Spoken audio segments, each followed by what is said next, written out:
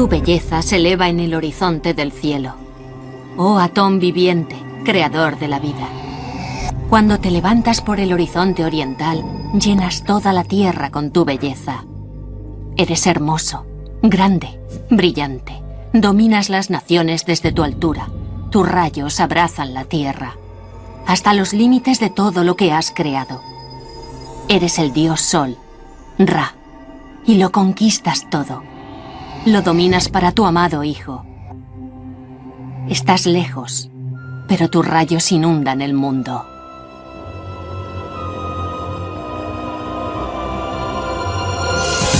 Atón, el disco del sol, el dios que durante cierto tiempo en la historia del antiguo Egipto sustituyó a Amón-Ra y a todos los otros dioses tradicionales. Akenatón, el sacerdote de Atón, la única persona a la que se permitía venerarlo, una de las figuras más polémicas de la historia egipcia. El faraón hereje que excomulgó al clero tebano y trasladó la capital al centro del país. El faraón que se casó con la mujer más hermosa de los tiempos antiguos, Nefertiti.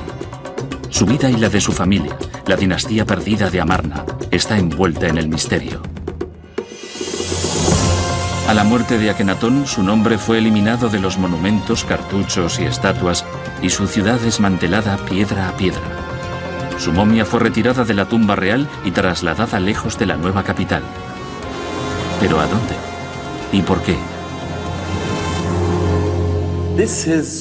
Esta es una de las tumbas más misteriosas del Valle de los Reyes, la KV55, que significa que es la 55 del Valle de los Reyes. Es muy extraño que no se sepa nada de la historia de esta tumba, para quién fue construida y qué se ha encontrado en esta tumba. Es como una película de suspense. Habrán oído muchas cosas, pero no conocen la verdadera historia. Yo les contaré lo que ocurrió. Esta tumba no tiene ninguna inscripción. En la entrada hay 22 escalones. Y bajas a la cámara y no hay escenas, no hay inscripciones, como si hubieran sido eliminadas expresamente. Voy a contarles los motivos. Cuando Davis halló la tumba en 1907, encontró muchas cosas extrañas diseminadas por el lugar.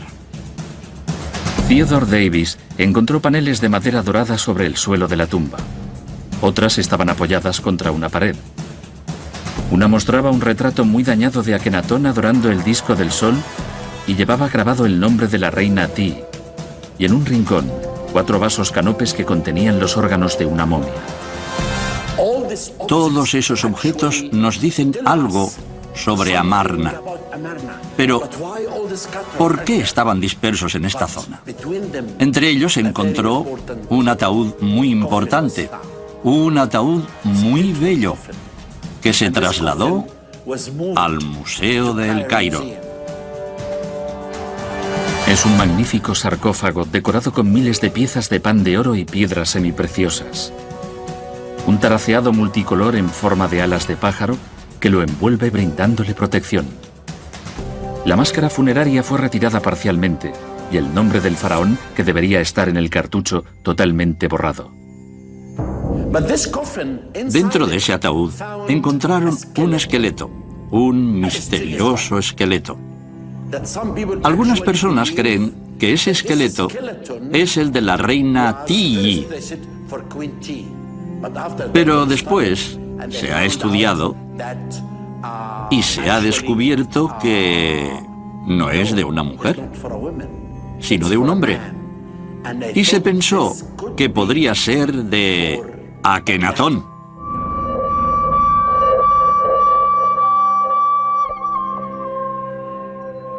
¿De quién era el sarcófago con el cartucho borrado? ¿Por qué está rodeada de tanto misterio la figura de Akenatón? ¿Y por qué trasladaron su momia de la tumba original? ¿Quién era realmente el rey hereje? Akenatón es una figura muy importante en la historia de la humanidad. No solo era un faraón egipcio, un rey, Era un profeta, era un filósofo. Cambió muchas cosas en sus tiempos. Por ejemplo, fue el primero, yo creo que el primero en la historia, y tal vez el único, que inició una revolución contra su propio régimen, su propio sistema.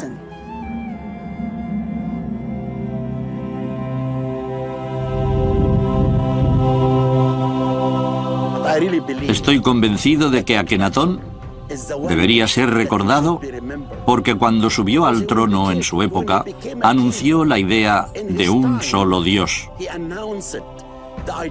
En Egipto nunca se había adorado a un solo Dios, pero Akenatón lo dijo muy claro.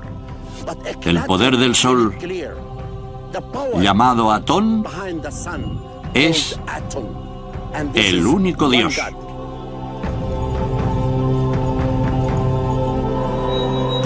Akenatón, el segundo hijo de Amenhotep III y la poderosa reina Ti, subió al trono con el nombre de Amenhotep IV, que significa el dios Amón está satisfecho.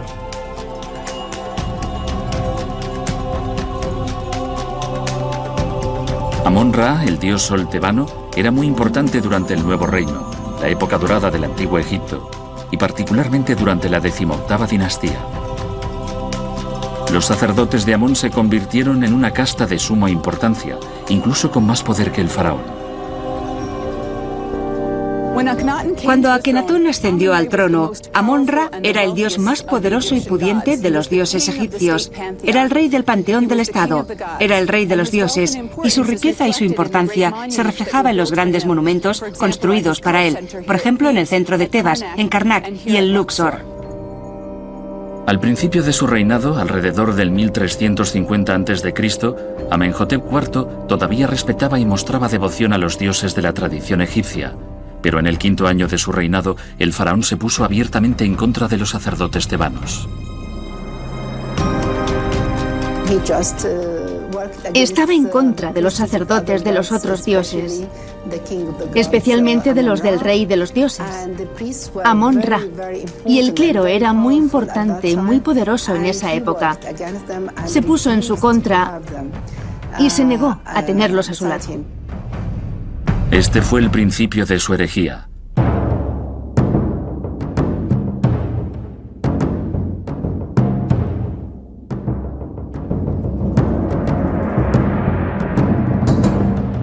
El faraón reemplazó el culto a Amón y a los otros dioses por el culto a un dios único, Atón, el disco del sol, y cambió su nombre por Akenatón, la divulgación creativa de Atón. Akenatón creía en un solo dios, el dios del disco solar, el dios de la energía solar. Y todo lo que quería era vivir en paz.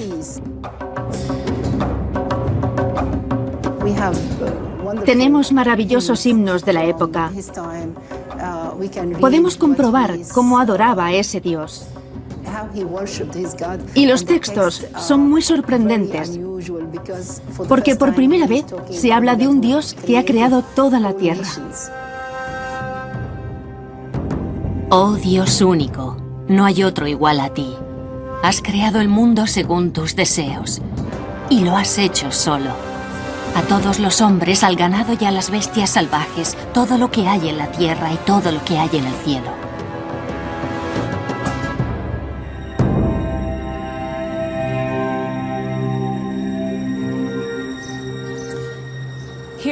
Aquí, en el patio del sol del templo de Luxor, podemos ver pruebas tangibles de un periodo fascinante de la historia egipcia, de la herejía de Akenatón. En la parte superior de la columna que está detrás de mí hay un cartucho que contiene uno de los 5 nombres de Amenhotep III, padre y predecesor de Akenatón. En ese cartucho se lee Neb-Mat-Ra, amado de Amón-Ra. Es el jeroglífico para representar a Amón, un junco, un tablero y una onda de agua, pero fue deliberadamente borrado por orden de Akenatón.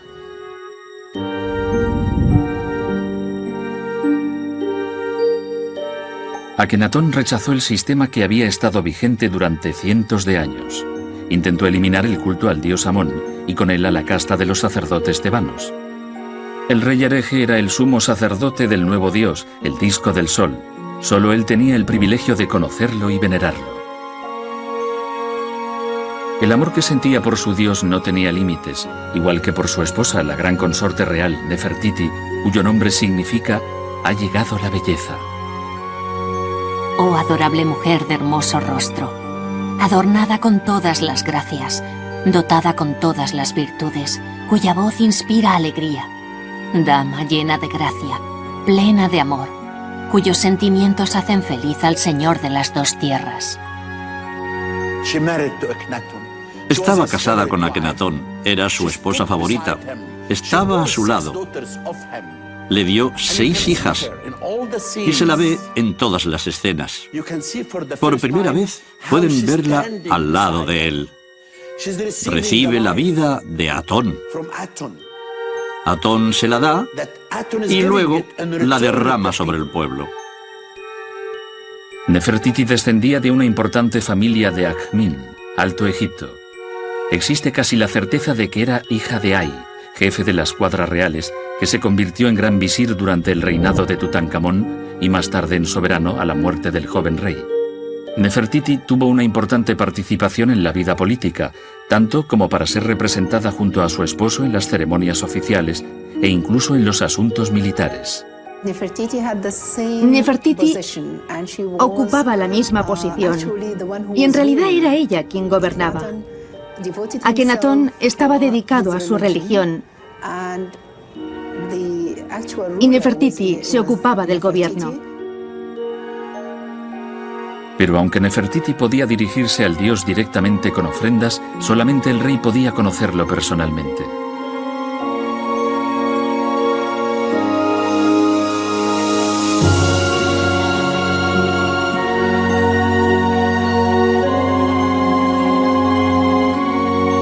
Akenatón era un idealista, un visionario, hasta el punto de abandonar la ciudad de Tebas para fundar una nueva capital, un lugar totalmente dedicado al disco del sol. Su elección recayó en el lugar conocido hoy como Tel el Amarna.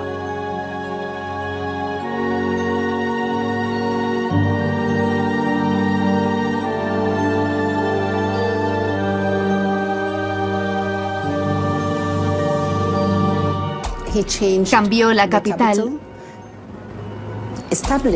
y fundó la primera ciudad diseñada del mundo antiguo y escogió un lugar exactamente a medio camino entre Luxor, Tebas y Menfis, la antigua capital, la capital clásica de Tebas. En su 4º año de reinado, Akenatón vino a este lugar que sería la ciudad horizonte de Atón.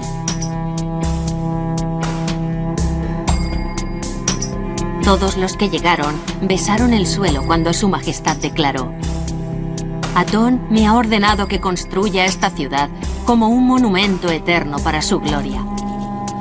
Él me ha conducido al lugar donde erigiré el horizonte de Atón en la tierra que me pertenece.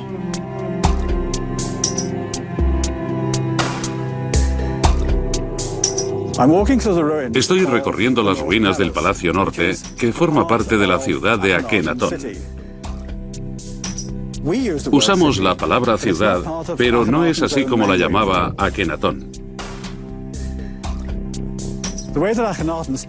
Aquí estaba la ciudad de Akenatón, en un terreno cuidadosamente escogido, que Akenatón llamó el horizonte del disco.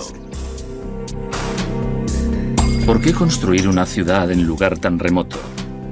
¿Por qué escogió el faraón esta llanura desierta?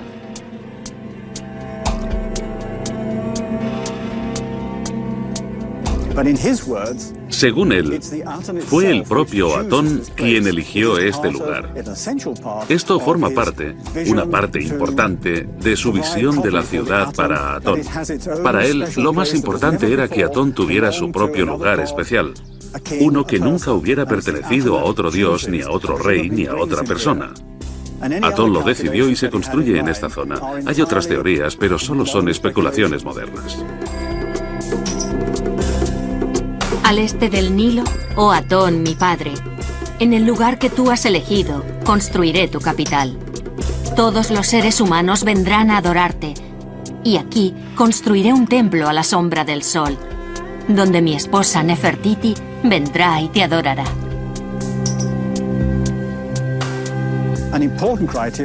Una de las condiciones importantes es que el terreno no perteneciera a nadie, y eso significa que forzosamente debía ser un lugar en el desierto. Se sintió atraído por el lado oriental del Valle del Nilo, por donde amanecía, y también influenciado por la topografía, por los bien delimitados valles de la zona este, por donde sale el sol, y de ahí el jeroglífico para horizonte, que consta de dos colinas en el valle y el sol apareciendo entre ellas. Aquí en Amarna se daban esas condiciones. Era un terreno vacío y desierto donde no había vivido nunca nadie, porque está al este. La entrada al valle es muy adecuada, da al este. Y durante cierta época del año la iluminaba el sol al amanecer, a una hora determinada durante el equinoccio de primavera en aquel tiempo.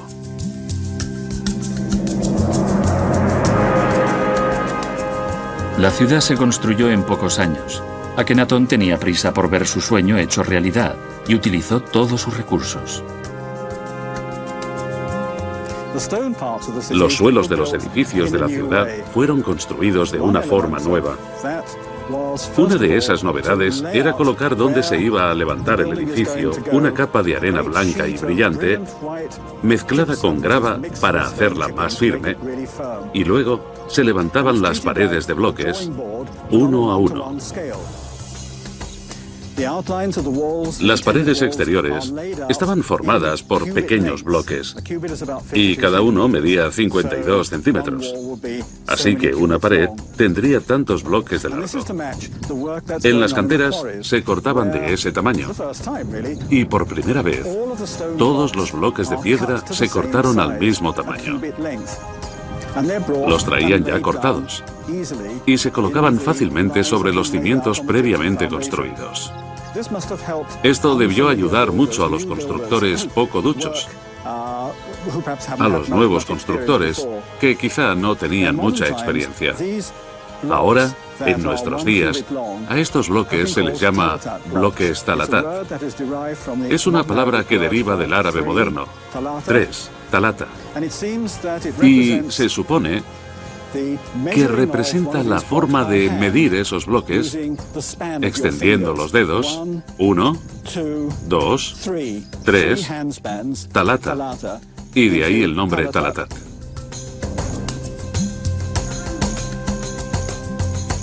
Esto hizo la construcción mucho más sencilla y más rápida. Los edificios se decoraban profusamente según el nuevo estilo artístico, innovador y único de Amarna.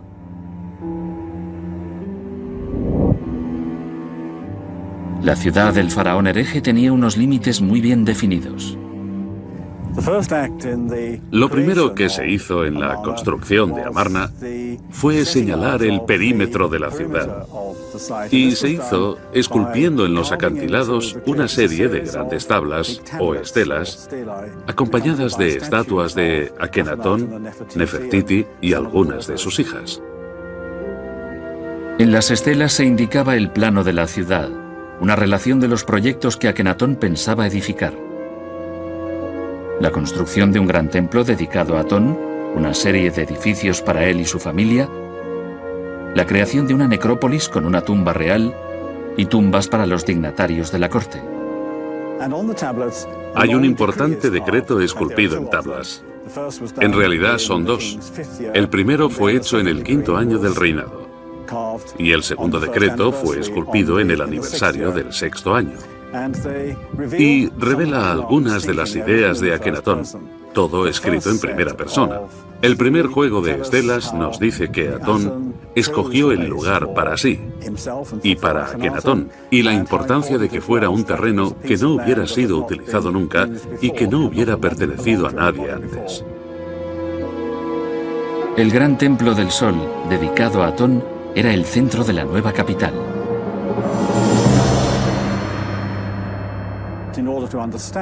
Para comprender a Akenatón hay que estudiar no solo los escritos, sino también apreciar la extensión de su propia visión, una visión religiosa. Necesitaba un territorio sagrado dedicado totalmente a Atón.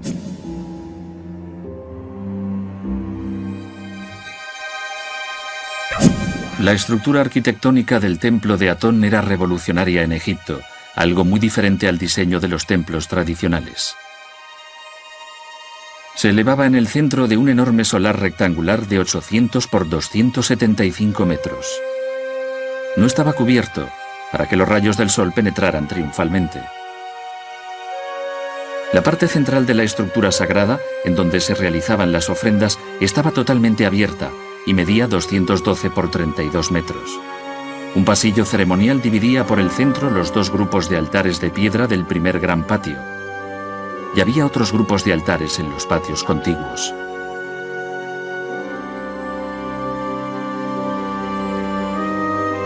El templo era una secuencia de patios descubiertos llenos de altares para ofrendas.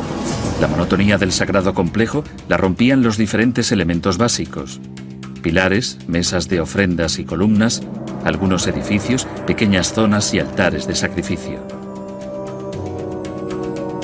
A diferencia del templo de Amón en Karnak, el gran templo no era un mundo separado e independiente, sino una parte esencial de una ciudad totalmente dedicada al disco del sol. Parece ser que la familia ocupaba 7 edificios que en conjunto formaban el palacio. En el centro de la ciudad, enfrente del templo de Atón, había un enorme edificio de piedra que actualmente llamamos el Gran Palacio. Es un lugar para ceremonias, es un lugar oficial.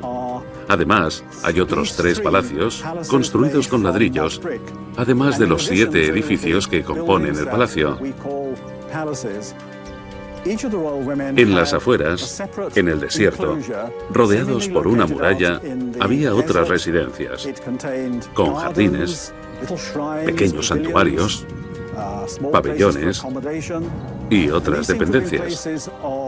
Eran lugares de retiro, de descanso, privados, donde podían disfrutar de una zona verde, sin olvidar el culto a Atón. Residencias magníficas, jardines lujosos, suntuosamente decorados, edificios para los momentos de ocio y descanso, una ciudad construida por Akenatón muy adelantado a su tiempo. La primera capital diseñada del mundo antiguo. Una pequeña isla feliz destinada, sin embargo, como todas las utopías, a una corta vida y a un trágico final.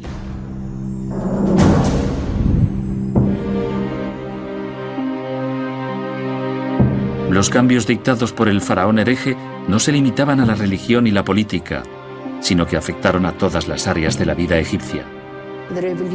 La revolución no se limitaba a la religión. Era para todo. Cambiaron el lenguaje. El lenguaje se hizo muy sencillo porque esa lengua era también la del pueblo. Así que cambiaron la lengua clásica del antiguo Egipto por un lenguaje muy simple que nosotros llamamos nueva lengua egipcia. Al mismo tiempo, cambiaron la expresión artística, la forma de representar todas las cosas, que era más libre en la época de Akenatón. La nueva filosofía de Akenatón era enviar un mensaje claro a su pueblo, y los artistas eran sus mensajeros. El faraón les invitó a que abandonaran los límites tradicionales y dieran rienda suelta a su creatividad e imaginación.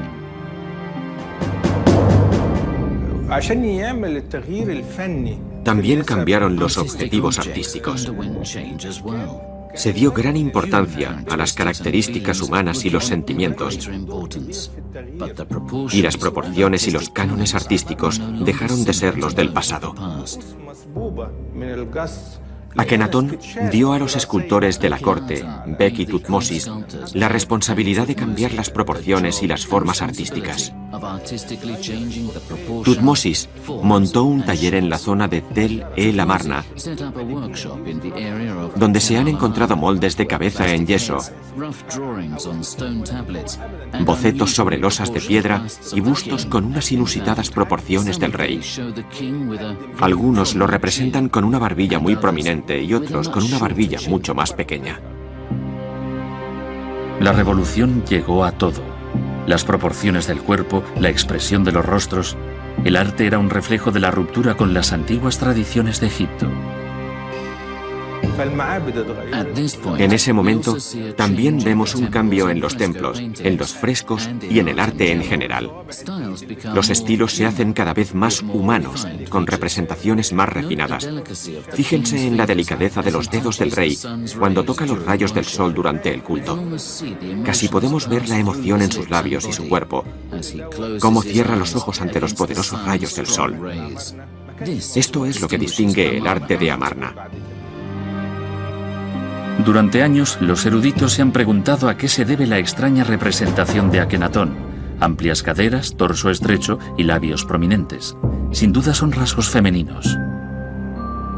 El descubrimiento de dos inmensas estatuas en Karnak ha dado pábulo a toda clase de teorías. Algunos han hablado de hermafroditismo, malformaciones e incluso el síndrome de Marfan. La estatua, que representa al faraón desnudo, sin atributos sexuales, ha alimentado muchas leyendas, pero la explicación es mucho más sencilla. Se consideraba a sí mismo hijo del Dios que creó el mundo. El Dios que creó el mundo era a la vez varón y hembra. Y como él era parte de ese Dios, también era varón y hembra al mismo tiempo. Para representar los conceptos religiosos contenidos en el himno a Atón, en el que se dice: tú eres la madre y el padre de todo lo creado, y en tu dualidad eres madre o padre. El artista tuvo que modificar la apariencia física de la estatua para representar al soberano tanto en su lado maternal como paternal. Las cabezas del faraón y su familia también son representadas de una manera anormal. La cabeza grande puede representar la infancia, la pureza o incluso algo más. Se discutía sobre por qué las cabezas de los soberanos y sus hijas son de esa forma. Y aunque algunos lo atribuían a una deformidad física o a una enfermedad congénita de la familia, en realidad se debe a una nueva forma artística. Por primera vez, el faraón fue representado en la intimidad de la vida familiar. Podemos verlo en una actitud cariñosa hacia Nefertiti y jugando con sus hijas. Pero las imágenes más sorprendentes, la mayoría muy lejos de las costumbres anteriores, están ocultas en la necrópolis de Amarna, en las paredes de la tumba real.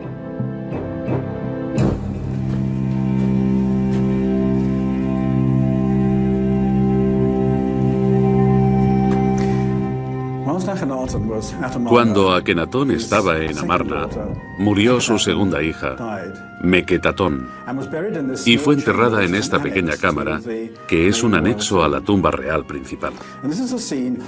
En esta escena, vemos a la familia llorándola. Meketatón, la segunda hija que murió, está aquí como una joven princesa aún viva. Sabemos que es Meketatón porque su nombre está esculpido aquí. Dice que es hija de la reina Nefertiti y ante ella está su familia. Aquí está Akenatón, su padre, y detrás la reina Nefertiti, su madre, y más allá sus tres hermanas que están desoladas. Levantan los brazos en un ademán de dolor y desesperación. Es un ejemplo único en una tumba real, la expresión de un profundo sentimiento personal. Esta escena también nos dice algunas otras cosas del periodo de Amarna, lo que ocurrió. Aquí está el nombre de Akenatón. Nunca se había representado un cadáver, ni a un faraón en un momento de debilidad. Aquí vemos al rey ante el cadáver de su hija, triste, como estaría cualquier padre normal. El cuerpo de la niña está sobre su cama. La familia está alrededor llorando y mesándose los cabellos, como muestra del gran sufrimiento que les causa esta trágica muerte. Akenatón coge de la mano a Nefertiti en un intento de consolarla por la pérdida de su hija. Estos detalles son una auténtica revolución en el arte de Amarna. Akenatón no es un faraón, un dios supremo, sino un ser humano que sufre por la muerte de una hija a la que hasta hacía poco tomaba en sus brazos. Era un hombre como tantos otros.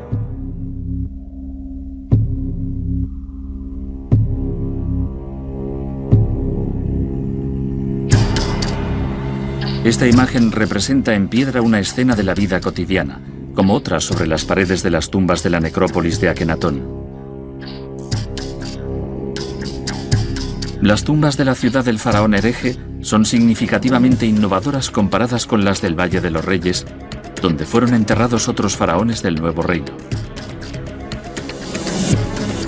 En el Valle de los Reyes, las paredes de las tumbas se decoraban con escenas de los libros sagrados del antiguo Egipto, con representaciones del viaje que los difuntos hacían en la vida del más allá, y los juicios que debían superar hasta llegar a los campos del bendito.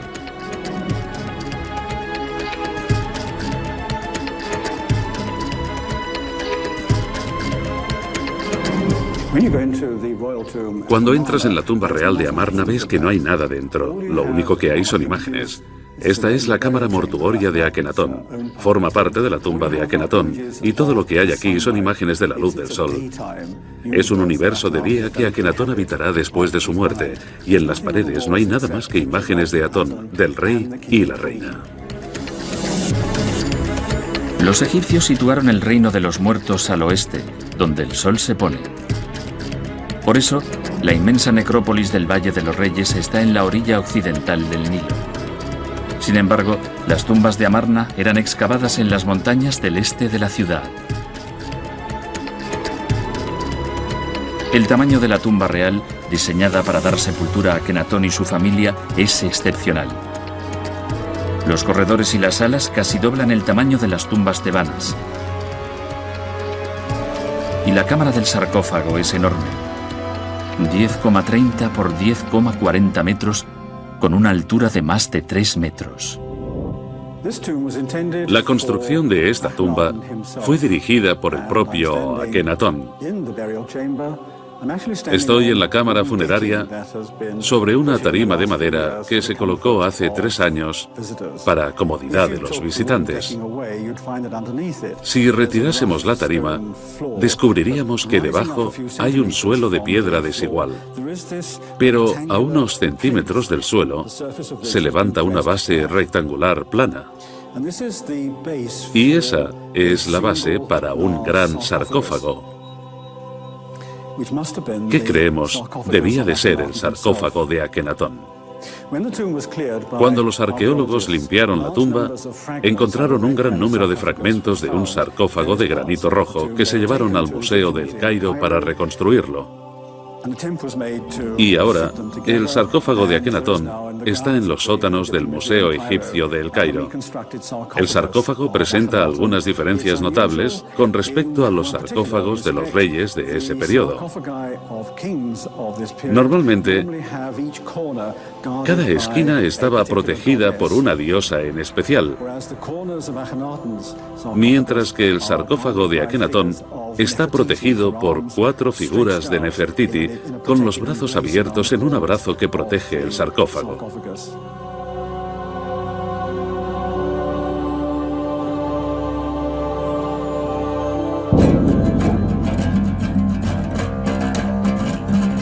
A la mitad del corredor, a la derecha, hay una serie de salas largas y estrechas que no fueron terminadas. Tal vez estaban destinadas a Nefertiti, pero el cadáver de la gran consorte real no descansa en esta tumba.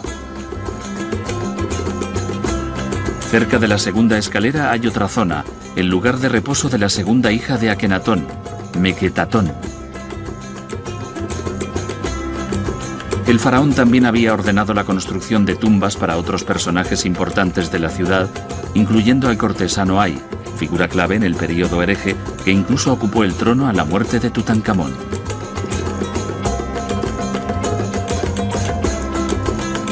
Otros dignatarios, como el visir, continuaban viviendo en Memphis, que seguía siendo un importante centro administrativo, y eran enterrados en Saqqara. A principios de 2007 se realizó un descubrimiento en la necrópolis de Saqqara y se confirmó que esta es la bella tumba de un alto dignatario de la corte de Akenatón, Tajembui, el portador del sello del faraón. La importancia del personaje se aprecia en la magnificencia del sepulcro, decorado con bajorrelieves que representan monos comiendo fruta y al portador del sello recibiendo ofrendas. Akenatón vivió en su ciudad con Nefertiti y su familia, concentrado en el culto a su dios, en una especie de dorado aislamiento. Dejó a un lado sus deberes políticos, aunque las fronteras de Egipto estaban amenazadas por los pueblos cercanos.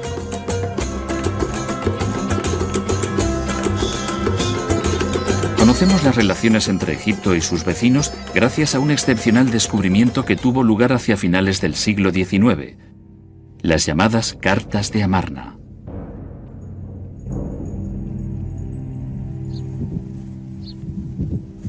En 1880, la gente de la localidad buscaba tesoros y cosas útiles e hicieron un interesante hallazgo.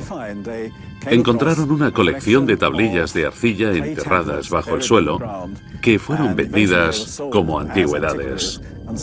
Los expertos averiguaron que eran tablillas con textos en escritura cuneiforme, unos documentos oficiales que se solían escribir en los caracteres de la lengua acadia. Estas tablillas de arcilla eran utilizadas comúnmente en ese tiempo para la correspondencia diplomática.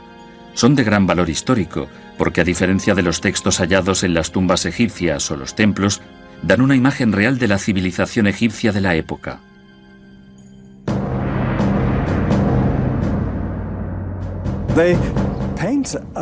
Dan una imagen sorprendente del imperio egipcio.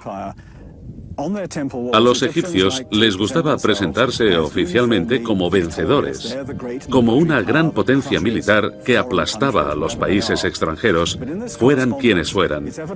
Pero en esa correspondencia es evidente que Egipto era un jugador más en un juego político muy complicado, y no eran tan poderosos. Es evidente que el imperio egipcio no era tan fuerte y que en aquellos tiempos el principal estado detrás de las fronteras del imperio egipcio era el reino de Iti, el reino hitita. Siria sufría la constante amenaza de guerra entre Egipto y los hititas, y los gobernantes de las ciudades-estado intentaban mediar. Otra característica que se adivina por otras cartas es la extensión de las amenazas locales. Cada uno de esos pequeños estados-ciudades, aunque leales a Egipto y ante la presencia de un representante egipcio, intentaban llevarse bien con sus vecinos, pero en algunas ocasiones intrigaban con el principal enemigo de los egipcios, los hititas. Akenatón aún se debilitó más políticamente, y la situación de Egipto era tan precaria que fue necesaria la intervención de la reina Ti, la poderosa madre del faraón. Estuvo al lado de su hijo, pero cuando la madre del faraón, la reina Ti, llegó a Amarna, ocurrió algo extraño. Nefertiti desapareció. Fue entonces cuando Nefertiti desapareció literalmente. Desapareció de los monumentos. Su nombre fue borrado de las inscripciones y reemplazado por el de Meritatón, su hija mayor. Tal vez murió, quizá cayó en desgracia. Es posible que cambiara de nombre.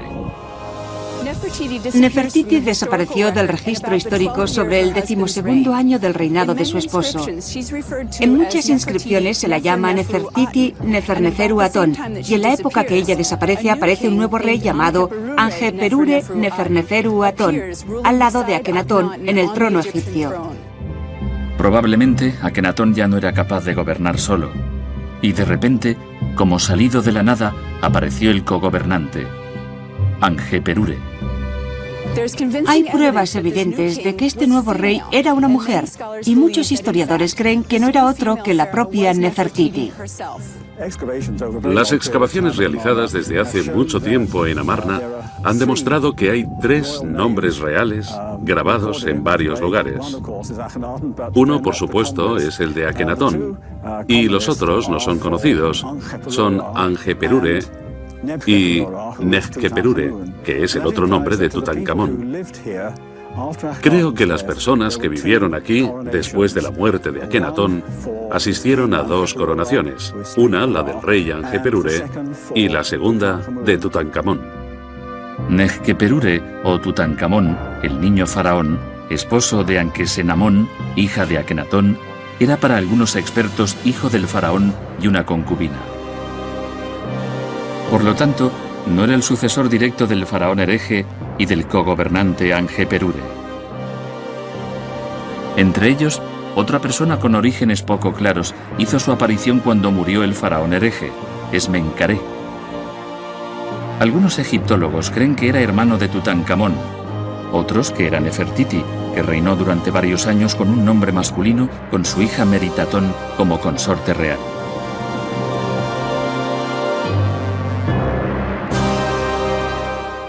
¿Qué pasó con Nefertiti cuando murió como reina o como faraón dirigente? ¿Debió de haber sido enterrada en Amarna o en Tebas?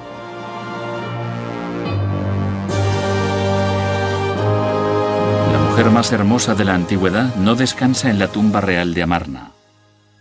Probablemente su cuerpo fue trasladado, tal vez a la necrópolis tebana. Hay 2 momias femeninas anónimas encontradas en la tumba de Amenhotep II, al mismo tiempo que varios faraones del Nuevo Reino, y posiblemente alguna de esas momias es la de Nefertiti.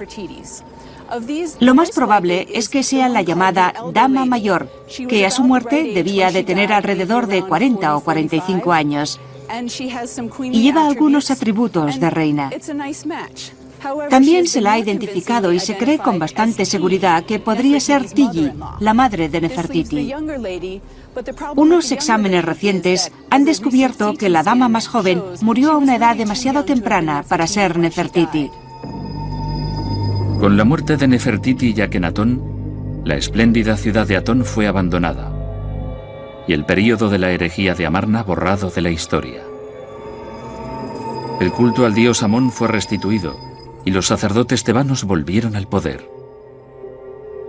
El nombre del faraón hereje fue borrado de monumentos e inscripciones en un intento de eliminar cualquier rastro de él. El cadáver del faraón, enterrado en la tumba real, fue trasladado de su lugar de descanso eterno. Algunos eruditos creen que el propio Tutankamón ordenó llevarlo secretamente al Valle de los Reyes. En el Valle de los Reyes hay una tumba con el número 55, la KV55, la tumba que fue descubierta por primera vez en el siglo XVII y parece que está vinculada a Amarna, al periodo de Amarna. Dentro había varios artículos usados en los entierros de personas diferentes y un ataúd de madera decorado con trozos de cristal y tiras de oro que contenía los restos de una momia reducida a un esqueleto.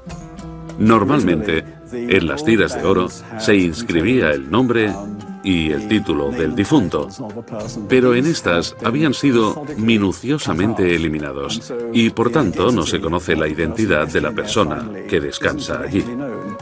Ese esqueleto podría pertenecer a Akenatón. Es un misterio. Es algo que tenemos que desvelar. El misterio de esta tumba y todos esos objetos. Estoy personalmente interesado en conocer ese período de Amarna. Y para eso podemos aplicar en la arqueología los medios científicos de que disponemos para averiguar quién es el propietario de esta tumba. Creemos que cuando murió Akenatón, algunas personas que le eran leales se llevaron de su tumba el ataúd y todos esos objetos antes de que la gente pudiera destruirlos, y los trajeron aquí. Pronto tendremos la solución. Todos ustedes sabrán si era de los miembros de la familia de Tutankamón y revelaremos por primera vez el misterio de la KV-55. La dinastía perdida de Amarna ha estado envuelta en el misterio durante más de 3000 años. Todavía quedan sin responder muchas preguntas. El faraón hereje todavía tiene que encontrar la paz. Respiraré el dulce aire que emana de tu boca. Ruego por contemplar tu belleza cada día, oír tu melodiosa voz cada día y tener un cuerpo joven y vital gracias a tu amor. Poder coger tus manos que me dan la vida, recibirla y vivir gracias a ti. Escucharte pronunciar mi nombre por siempre y que esté para siempre en tus labios.